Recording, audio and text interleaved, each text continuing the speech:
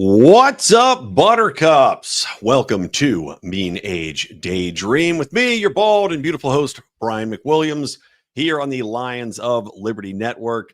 It's a bit of a gloomy day here in LA. I'd say it's a dark day for many a city that is governed by leftist progressives, not only here in California, where I reside, but also in New York City. And that's going to be predominantly what we talk about today. Going to be the topics of Zohran Mamdani becoming mayor of New York and also Prop 50 passing here in California.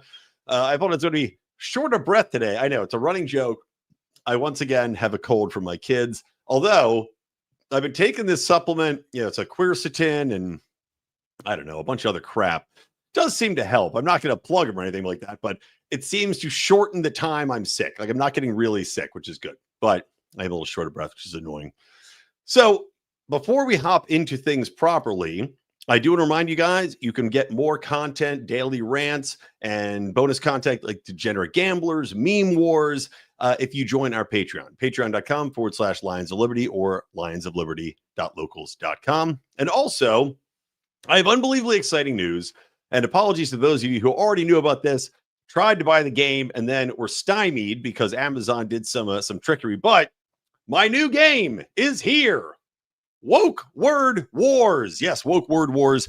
It is an awesome card game, similar to Cards Against Humanity, but different. It is alterations in that there are trump cards in the game, which change the dynamic. You can play cards on other people's answers. You also can use between 1 and 3 hilarious answer cards. And of course, it's targeted towards mocking people that are on the left woke side of the spectrum. It's great fun. It is now live. You can find it on Amazon if you type in Woke Word Wars game, or you could go to wokewordwars.com and grab yourself a copy. It is live. It is set to deliver on November 16th is when the delivery date it says now for Prime members. Otherwise, it'll take a little while longer to get to you, but you will have it by Christmas. And the funny thing was, this game went live dealing with all the tariffs. We were screwed with the tariffs by a week. We could have saved ourselves like $500 if this game had gotten to the port like a week earlier or a week later, I should say. But Amazon was like, it's here. The game's here. You can buy it. And I was like, everybody, guess what? The game's here. You can buy the game. And then they were like, nah, you can't buy the game. It's unavailable. So people got their orders in. Then other people who tried to buy it were like, you can't buy the game. And I think that was just because they were getting it out to the fulfillment centers across the country. So go ahead. You can buy it. It's going to be awesome. Let me know if you do, and I will blow you kisses, do some retweets and shout outs. So appreciate that, guys. Okay. So Mamdani, this mother effing Mamdani has become mayor of New York City. Now, the irony of this, right? Well, let me just say, first and foremost, it's shocking to see the greatest city in America, right? 250 years, possibly over the past 250 years, the greatest city in the world, arguably. The center of capitalism, the center of commerce. And some people argue, well, London still has a lot of power. They do. But when it comes to the governing financial city, the financial capital of the world, it has been New York City. There's a reason the stock exchange in there. There's a reason all these companies and corporations were based there despite the high taxes, because New York City was where you had to be. It defined you, right? As a company, as a brand, as an entity, New York City was where it's at. We have all these songs written about New York, the places where you can make your dreams come true. You can go from nothing to something. Oh, if you make it here, you can make it anywhere. Well, guys, that city has fallen so stupendously. And to think about the fact that this has happened over the past maybe, 80 years, the fall of one of the greatest cities in America, from the point where it was anybody can make it, you have to have your company there. This is where the biggest and best deals are made. This is where the most successful people live, to the point where a avowed communist, essentially, mayor, he won't say it outright, I'll say it, he's a communist, has come into power, has preached all of the most idiotic, easily disproved, failed socialist measures, can get elected is incredible. incredible to me. And look, there's a lot of problems with that, which I don't want to overlook, right? The fact that this is possible shows you the issues that we have in society, and especially in big blue governed cities. Because let's not forget the irony, and I titled this episode "The Irony of Mamdani" for a specific reason. And that is because when you look at the several ironies involved here, number one is the irony that New York could get to this point. And that is because of the blue governance of New York City. What do I mean by that one? And also writ large, actually, I guess the socialist implications, the over-regulatory state that we live in under the United States government. These are all factors that built into the fall of New York City. The cost of living is absolutely out of control. Same thing here in Los Angeles, same than all these big blue cities. You have costs of living that have skyrocketed because of obviously massive government overspending. You have problems with the entire pipeline as far as getting food through, the regulations that are involved there, the prices of meat, the prices of eggs, the price of vegetables, all these things have skyrocketed. Now, the majority of that is in fact due to government involvement, overregulation, problems shipping across state lines, the centralization of power, the centralization of meat and dairy farming, the centralization of all these things have led to a high increase in prices and a shortage of supply. So that's one issue we can address.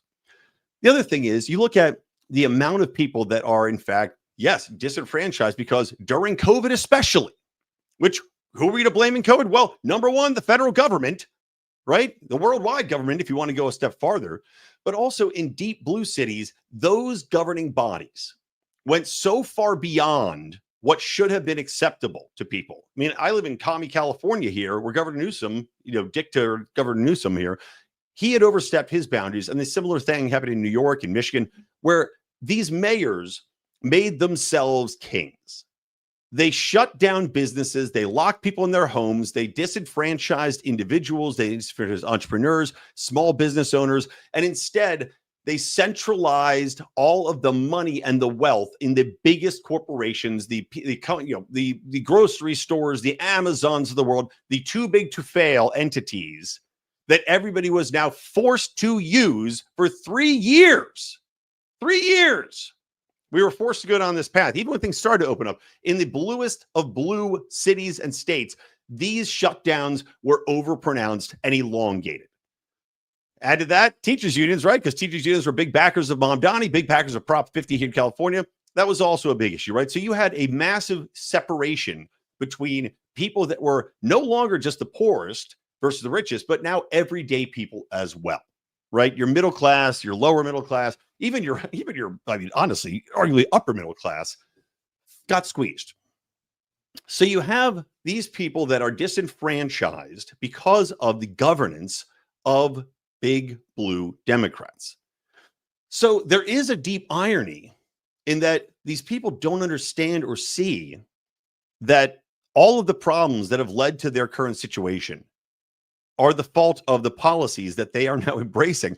And they've gone down a road where they're embracing a man who is promising to do even worse policies, even more of the things that created the issue. A prime example of this is rent, right? In New York City, Zohran Mamdani wants to freeze the rent. He promised that he was going to do that. He was going to put, rent hikes, rent freezes on everything. Now, time and time again, and Argentina is a prime example of this, actually.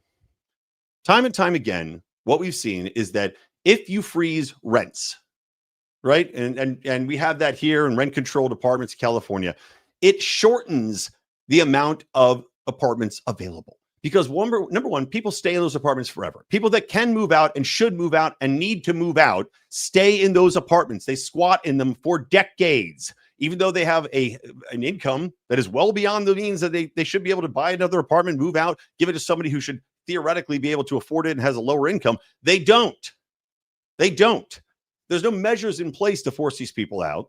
You can't do it. And on top of that, especially during COVID, they added on protections for these people where you couldn't kick them out even if they weren't paying rent. So now you have people that are squatting, they're not paying rent. So all the incentive is removed from people who actually want to rent buildings. You have on top of that, the regulatory environment created by the red tape involved with buildings, with creating things, with environmental studies, with zoning laws that prohibit builders from creating them. On top of that, you have this emphasis from these big blue states on, well, you have to have rent-controlled apartments built into any new apartment building. So right off the bat, you have unbelievable costs in creating new housing. You have built-in units that are going to lose you money, guaranteed. They are a drain. So every other apartment now has to be twice as expensive to make up for that loss. Then you now have a rent freeze. What does a rent freeze do? Well, a rent freeze means that you cannot upgrade. Well, you could, but why would you? You have no incentive to upgrade, to maintain, to increase capacity. None of this stuff applies to these apartments because the incentive is removed from builders, from renters. So what ends up happening? A shortage. Because now you have no incentive to create new apartments. You have no incentive to upgrade. This is the problem that has been borne out. And in Argentina, they eliminated rent control. And guess what happened? A boom in availability, a boom in building. So Mamdani, off the basis of just the concept, is selling a failed proposition. And I'm trying to stay on track here. I was going to go into the ignorance. We'll get to the ignorance of voters later. So that's number one. The rent freeze is a joke. And also, it's illegal. You can't do it. Zohran Mamdani has no control over rent. That's actually up to an independent New York commission that governs what rent control is, what the rent increases can be. This has nothing to do with him. So he would have to actually fight the New York Constitution or fight the New York legislature to get this power. So strike that off. The irony is that he can't do what he's trying to do anyway. And if he did, the people that would be most affected, aka younger people that need rent-controlled apartments, in theory anyway, these people are actually going to be hurt the most. They don't understand that. Number two, he's promising, free buses. Also, not under his power or purview. And granted, he did nothing to address this during the campaign trail, but people are too stupid to understand that. He kept brushing it off. Free buses. No, the mayor doesn't create that either. He doesn't govern that either. The MTA, the Metro, I think it's the Metro Transit Authority in New York, actually controls what goes on with buses. And the MTA head said, you can't pay for this. There's no way. It has to go through them, and it has to be balanced out with budget measures. What are the budget measures that he thinks he's going to even this out on? Oh, well, he's going to impose a flat tax on corporations. He's going to tax the rich at a higher percentage. Number one, he can't even increase the taxes on corporations. It's also not under his purview. That has to go through the legislature as well. If he increases tax on the wealthiest, all that's going to happen is that New York's tax rate, which is just below Jersey right now, your next door neighbor, is going to mean that it's going to go higher than New Jersey, which all that means is that everybody's going to flee to New Jersey. All your high wealth individuals are going to leave the city. It's already been happening, by the way. Now it's going to happen in mass. You're going to have corporations leave. If you impose a new tax on people that are already paying out the ass in New York City, you're going to have more flight. And there's already discussion about Miami being a new financial capital of the United States because of this. Already Miami's become a tech capital for the exact same reasons. You're going to have corporations say, this is not worth it anymore. We can't sit here and be bent over and have this incredibly high tax rate imposed on us on top of what we're already paying, on top of the amount of money we have to pay our citizens, on top of the amount of corporate tax we have to pay, on top of the amount of payroll taxes, all these other things, tax on tax on tax. There's reaches a point where they just say enough is enough. We can't make ends meet here. And if we increase the cost on consumers, they're not going to pay it. I mean, it's similar to what's going on in the entertainment business, right? When Hollywood used to be the mecca of filmmaking. Do you know what it is now? It's a wasteland. I have so many friends here in the business of entertainment who can't find jobs because the jobs have gone elsewhere. They're going overseas. They're going to different states. They're going, literally, I have a friend right now who's in Ireland because a game show he is working on, a game show would cost twice as much to make here in the United States. So it's cheaper for them to create a show, fly everybody to Ireland, the entire crew. Well, not the entire crew, but I mean, my friend does research for creating questions for game shows. If you can't find a local Irishman to do it, I don't know, but they're flying out. Maybe a union thing. They're flying out the entire crew. They're putting the entire crew up in hotels for a month. That means you're paying for meals, you're paying for flights, you're paying for hotels, you're paying for production costs, you're paying for the cost of the talent. It's cheaper to do it in Ireland than here in Hollywood where everybody lives. You don't have to pay for all these costs, but it's still cheaper because these imbeciles in the legislature continue to tax to death the cow, They're killing the goose that laid the golden egg. I know I say tax the cow. Well, see, the cow makes milk. Anyway, like I said, I'm a little slow today. I'm a little out of it. Similar in New York City, it's going to hit that wall. The Hollywood industry kept pushing woke bullshit on people until the point where audiences stopped watching it and stopped paying for it. And now they're finally making a shift. You do reach a point where your company cannot exist under the current circumstances. New York City is going down that path if it's permitted. Like I said, all of Mamdani's plans cannot be implemented. They can't be. Flat out. He has run on an entire premise of lies, and a failed premise, like another failed premise that he's run on, is government-owned markets. Now, they've tried this before. Specifically, I think in Minnesota, they've tried this most recently, because Minnesota also super blue, super woke. I think they've, their new mayor, I don't know if this guy won, Omar Fatah. Again, he's Somali, because they have a huge Somali population in Minnesota, or Minneapolis, I should say. And I think he might win too.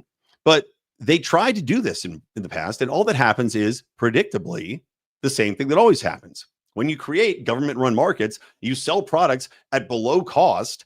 What happens is that everybody goes in, they buy up all the stock because it's cheaper than anywhere else, and then you don't have stock to replace it because there are no checks and balances on supply and demand. There's no cost increase possible to stop people from buying these products when they become cost prohibitive. There's the exact same reason that I can't stand when people talk about quote unquote price gouging when it comes to circumstances where you have a shortage of supply or an emergency. When you put a price cap on something, all that means is that it becomes cost prohibitive and thus impossible for retailers to restock because they have no incentive to do so. They can't sell the product at under market cost. They're not going to simply take it on the chin and lose money because you want them to and because you impose a false price cap on something that goes against market forces. These stores have failed. What right now, the stores that had opened are all shuttered. They're all bankrupt. They have no stock on the shelves. Why do you think there's no stock in the stores in Venezuela? Because they put price caps on things in the market, and then nobody wanted to make those things because the raw goods cost more than the materials that they're going to take, or more than the money they can actually make back by creating the goods. So you have empty shelves.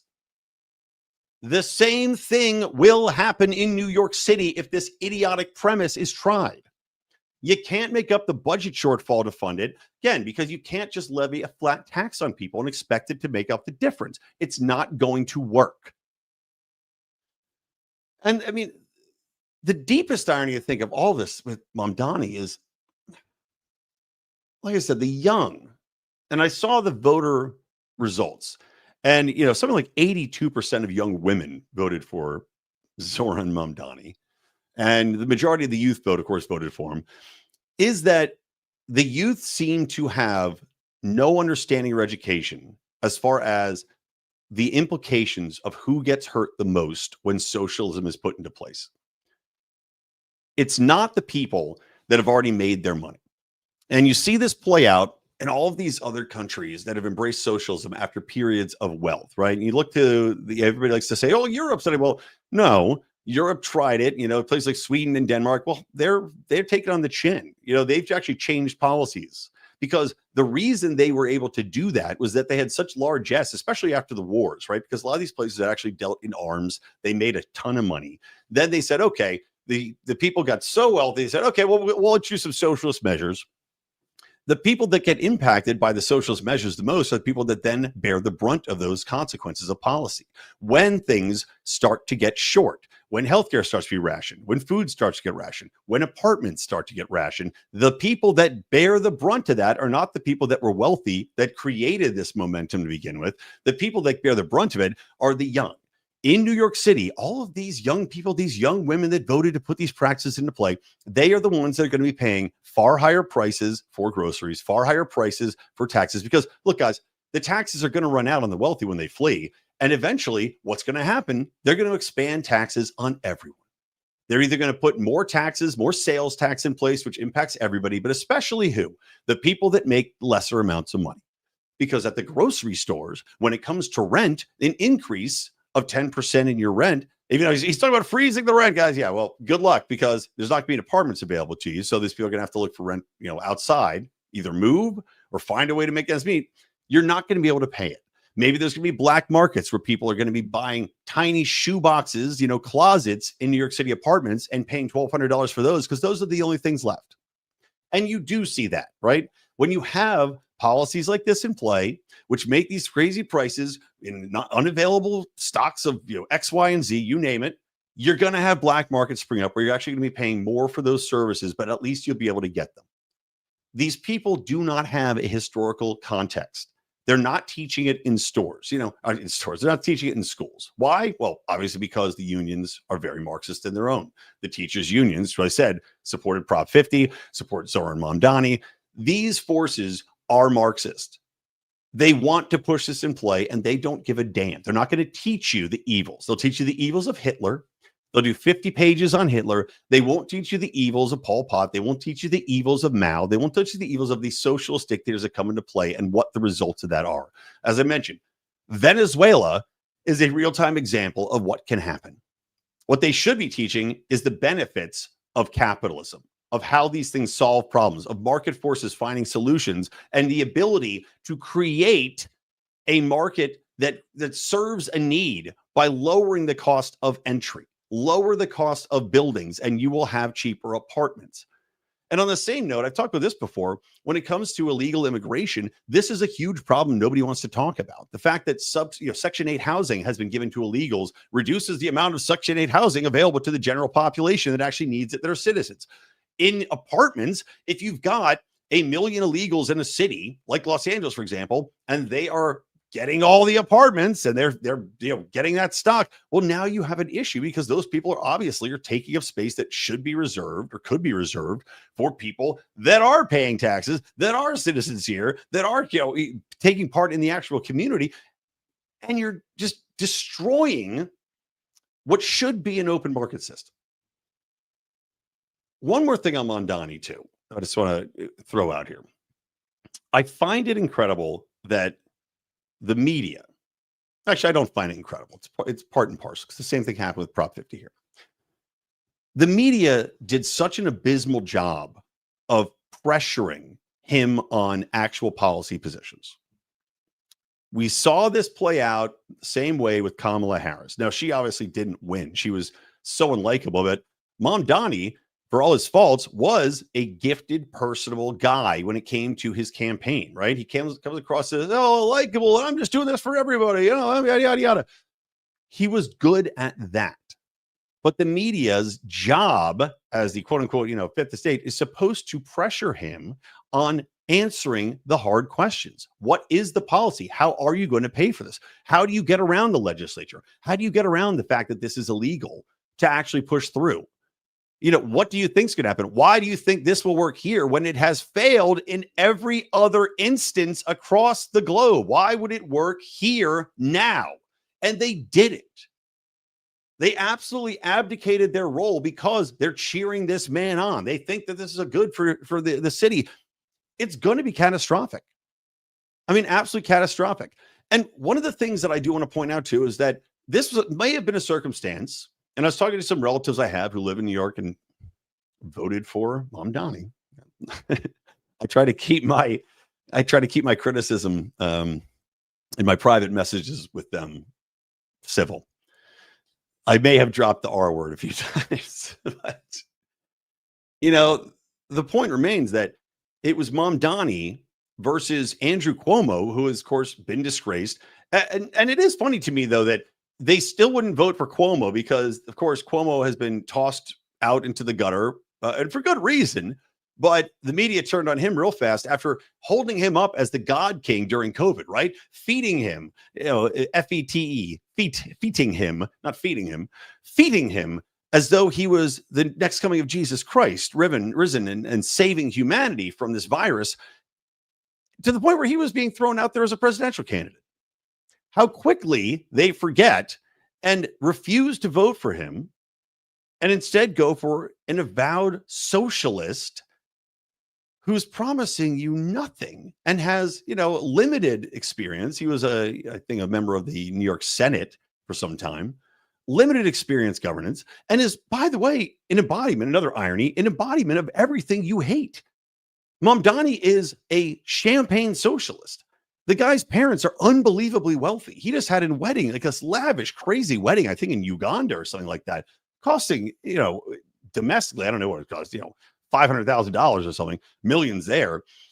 The guy is everything you despise as far as somebody with absolute privilege. He is among the elite, the wealthiest 1%, and yet comes in with these batshit ideas, which, as mentioned, will not impact him. He can put all these crazy, crazy policies into place. Maybe if he gets, if he can fight through the legislature on it, if he puts them into policy, in these policies in a position, Mamdani is not going to bear the brunt of that. He's got his ivory tower. He's got his $200,000 a month or a year apartment place that his parents have funded. And well, his salary in New York City was $150,000. But he's not going to be shopping at the local market that has nothing on the shelves. He's not going to be eating cans of beans like the rest of you. No, he'll be just fine. He's got the money. He's got the wealth. He's got the privilege. He's not worried about it. But these people went down that road, possibly because they believed the lies, possibly because free stuff is just too strong in a lure for people, and they never question what makes it free. Somebody's got to pay for it. Otherwise, it's slavery. They go, okay, well, if it's him or Cuomo, I guess, we can't vote for Cuomo. He's evil. Fair enough. What is wrong with the Democrats? They couldn't put up a decent candidate to run against Zohran Mamdani, where this guy can actually get these votes. Same thing with the Republicans.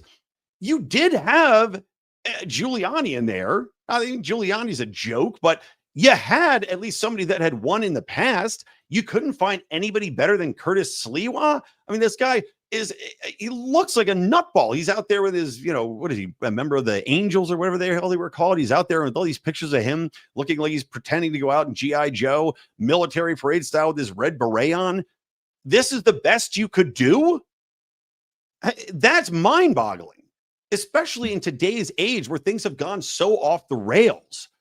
You couldn't find a reasonable, decent candidate. I mean, here, at least in California, there's some hope. We've got, Rick Caruso, who had been campaigning and running against Karen Bass for mayor and came pretty close. He's now, I think, going to run for governor. There's another guy named Steve Hilton who's running. There's people that are at least reasonable candidates here in California, because Gavin Newsom's going to be out and is definitely going to run for president. We'll transition to that in a minute. But you've got the biggest city in America.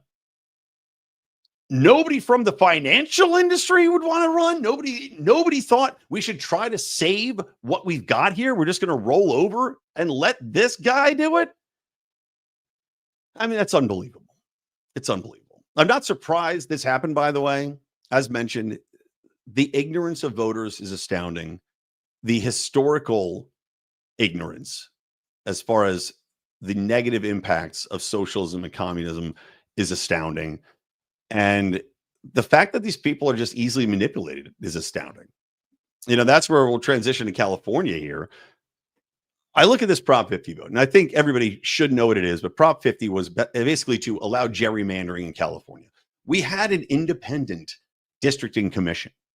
It was one of the best things California did. Arnold Schwarzenegger, I think, had spearheaded this when he ran as a Republican, and he was out there campaigning hard. He said, look, you can't do this.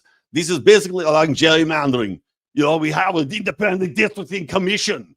He's right. Why would you want to go back and put it in the hands of the politicians when you had something that was good and decent? It wasn't perfect, but it was better than what we got now, which is pure Democrat control. And I hope this bites them in the ass. It probably won't, but I hope this somehow bites them in the ass and they lose seats. But for people to go down this road, it reminds me, somebody had tweeted at me, and I apologize, I can't remember your name, Chris something.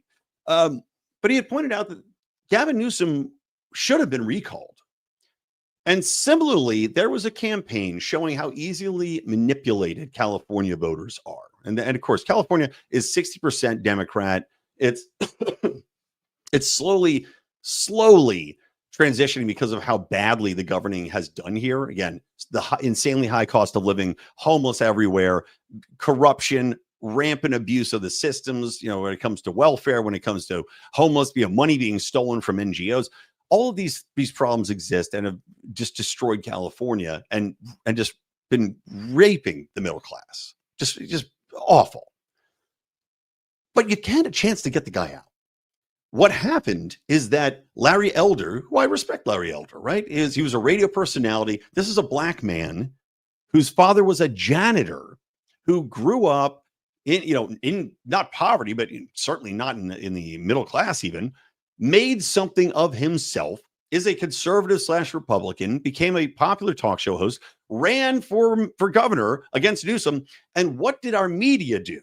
Well, they said, you know what? We're going to paint him as the quote, and this is a quote from the LA Times, the black face of white supremacy. Now, if Larry Elder didn't run, I wonder if Gavin Newsom would have been recalled. If there was a general centrist Democrat that ran instead of this piece of garbage, Gavin Newsom, who just lies upon lies upon lies, I think he would have been recalled because at least he would have had another Democrat. They couldn't have had the narrative that this is a battle against the racist GOP. This is a battle against Trump. He's a battle, all these things, because I can't remember if Trump had endorsed him, but Larry Elder certainly was a backer of Trump. If not for that manipulation in the media and in the mainstream narrative that gets parroted throughout our uber leftist, media and academia here, would Gavin Newsom have been gone? And similarly with Prop 50, I told you guys how the lies about Prop 50 were propagated and that this is a temporary measure and we have to fight Trump, stop Trump's stealing of democracy. No, what happened here was actually an affront to democracy. And Arnold Schwarzenegger said this exact same thing. You are destroying democracy by enabling one side of the political spectrum to completely run roughshod over 40% of California by eliminating this independent redistricting commission.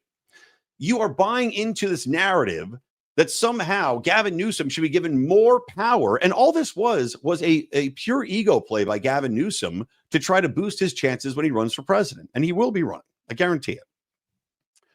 But the idea that people just bought into this lie, and this expensive lie, $250 or $280 million special election lie, when Gavin Newsom has not funded the fire departments that are supposed to be taking care of things like the Palisades fire, which destroyed hundreds of thousands of acres of land, and lied to people about being able to rebuild, saying we're going to streamline the process so you can get your house cleared and rebuilt, and we're going to make it easy.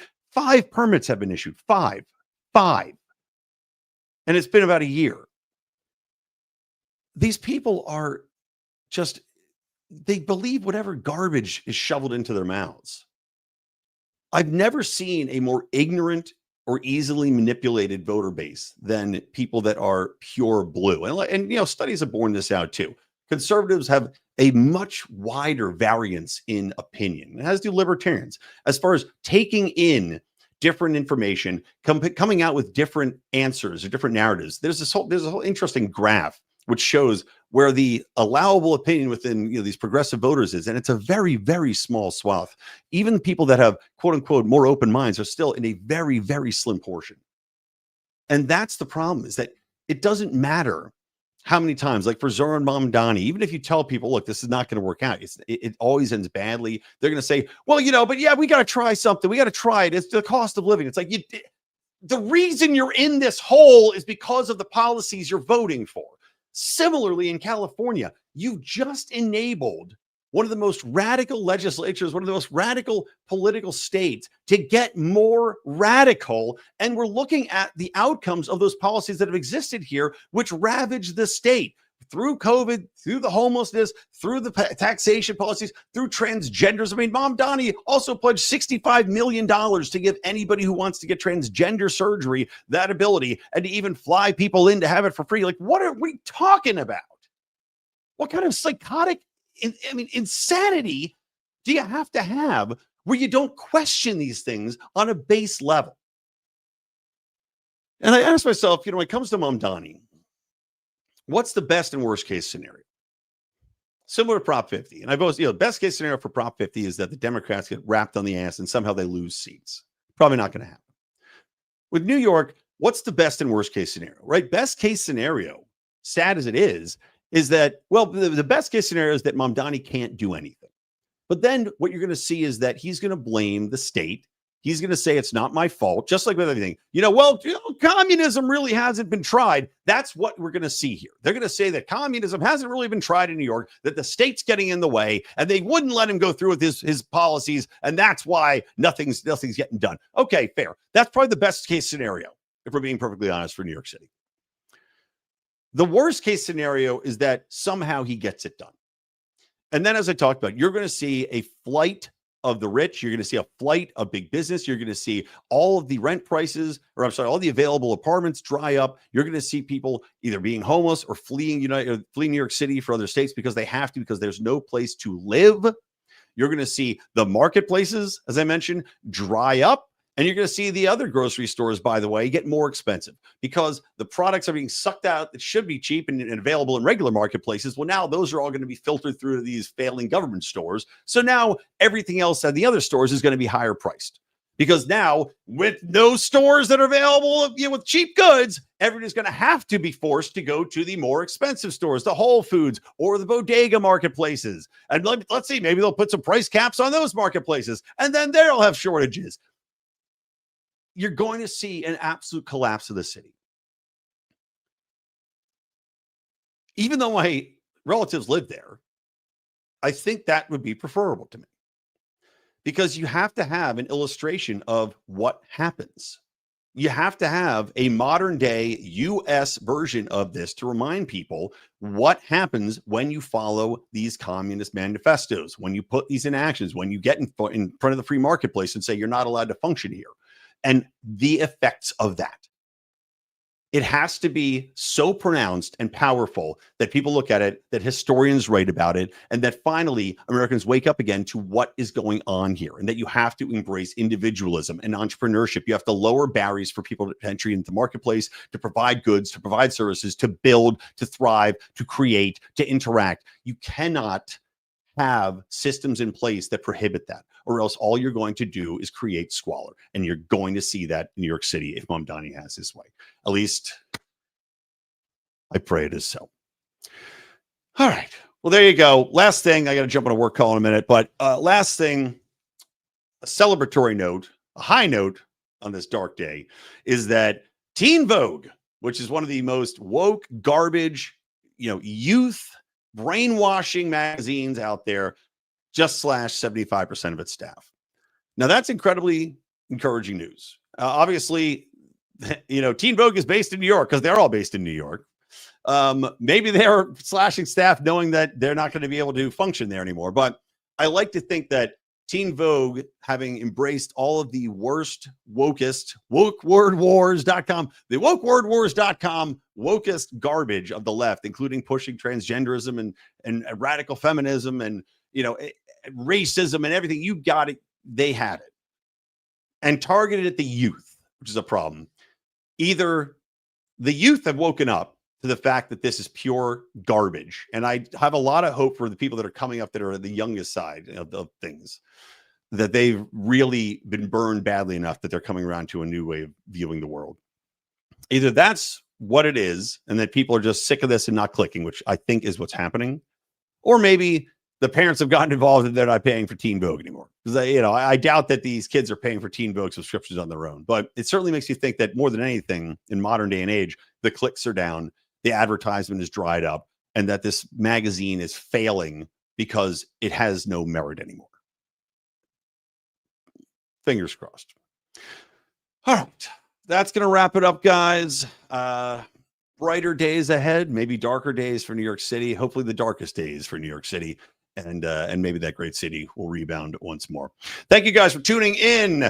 Remember, wokewordwars.com, or you can go check it out on Amazon. Appreciate you if you do give us some support there. I guarantee you will love this game. And it's so good. The game is so good that actually my partners in the game are both two liberal guys, which is really funny, who just played it. I threw the concept out at them. We did some trial runs of it before it was, it was just pieces of paper. And they said, this game's amazing. It's going to be a big hit. We want to invest and become part of the game. And they did. And they actually made the game a lot better because they helped me develop it, take it to the next level, make it really differentiated from the other offerings in the marketplace. So check it out, guys, and appreciate any support there. And of course, please do support the Lions of Liberty Network. We've got all our fantastic shows here. We're going to have a new politics show coming out as well. We have an independent feed for that too. And yeah, thank you. Click, subscribe, review. Wonderful. All right. From me, Brian McWilliams, from Zohran Mamdani on top of the Empire State Building, swinging at the plains of capitalism from the Lions of Liberty Network. Thank you for watching. Keep those electric eyes on me, babe. And keep that ray gun to my head. I'll talk to you later.